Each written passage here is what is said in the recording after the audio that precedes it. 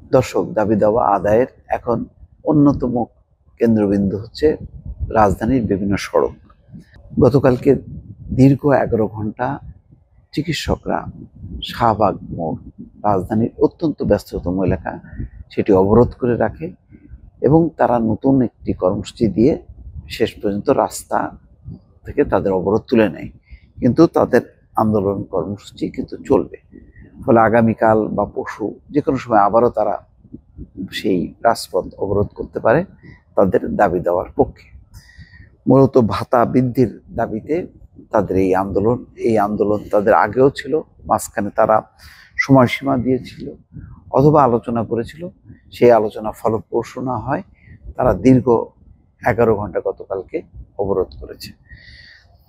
সেই অবরোধটা তুলে নেওয়ার জন্য হাসনাত আব্দুল্লাহ এসেছিলেন, কিন্তু হাসনাত আব্দুল্লাহর প্রস্তাব ও অনুরোধ তারা প্রত্যাখ্যান করে আন্দোলন চালিয়ে যাওয়ার ঘোষণা দিয়েছে। খবরে বলা হচ্ছে, ভাতা বৃদ্ধির দাবিতে দীর্ঘ 11 ঘন্টা যাবৎ রাজধানীর ব্যস্ততম শাহবাগ মোড় আটকে রেখে আন্দোলনের পর অবশেষে অবরোধ ছাড়লেন বেসরকারি পোস্ট গ্রাজুয়েট ট্রেনি চিকিৎসকরা।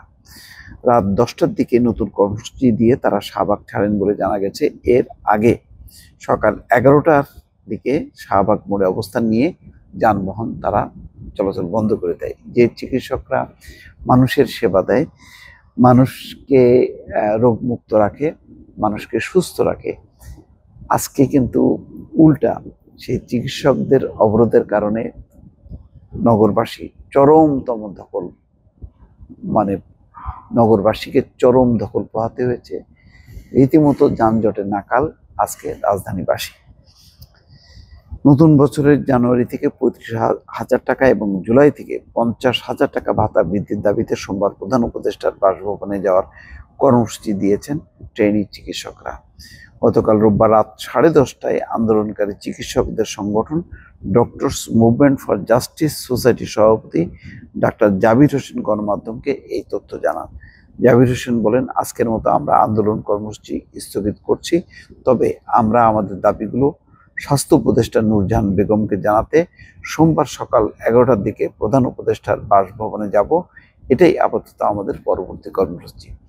তিনি বলেন, আমরা জানি আমাদের স্বাস্থ্য উপদেষ্টা খুবই প্রাজ্ঞবান ব্যক্তি, তিনি নিশ্চয়ই আমাদের কষ্টগুলো বুঝবেন এবং আমাদের একটা আশা, তিনি যদি আমাদের সমস্যাগুলো বোঝেন, আশা করি ভালো কিছু হবে। এদিকে একই দিন 9:30টার দিকে আন্দোলনরত চিকিৎসকদের সঙ্গে কথা বলতে আসেন বৈষম্য বিরোধী ছাত্র আন্দোলনের আহ্বায়ক হাসনাত আব্দুল্লাহ। এই সময় তিনি ট্রেনি চিকিৎসকদের আগামী জুলাই থেকে ভাতা বাড়িয়ে 35,000 টাকা করার আশ্বাস দেন। এমনকি দেশের সংকটময় সময়ে সরকারকে সহযোগিতা করার আহ্বান জানান। তবে চিকিৎসকরা তার আহ্বান প্রত্যাখ্যান করে আন্দোলন চালিয়ে যাওয়ার ঘোষণা দেন।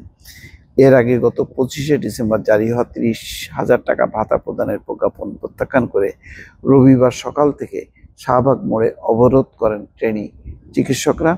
প্রত্যাশিত নবম গ্রেডের 35,000 টাকা ভাতা দেওয়ার সিদ্ধান্ত নিলেও মন গলছে না তাদের। দিনভর ঢাকার ব্যস্ততম মোড় শাহবাগে অবরোধ করে আন্দোলন করেন এই চিকিৎসকরা। এতে তীব্র যানজটে চরম ভোগান্তি পোহাতে হয় নগরবাসীকে। দর্শক, এই ভোগান্তির শেষ কোথায়? এই দাবি দেওয়া শেষ কোথায়? আজকে ট্রেনি চিকিৎসকরা যদি তাদের দাবি দেওয়া আদায় করতে পারেন, তাহলে আবার অন্য আরেকটি গ্রুপ আসবেন তারা দাবি আদায়ের জন্য। এইভাবে কি চলতেই থাকবে? এর শেষ কোথায়? এই ভোগান্তির শেষ কোথায়?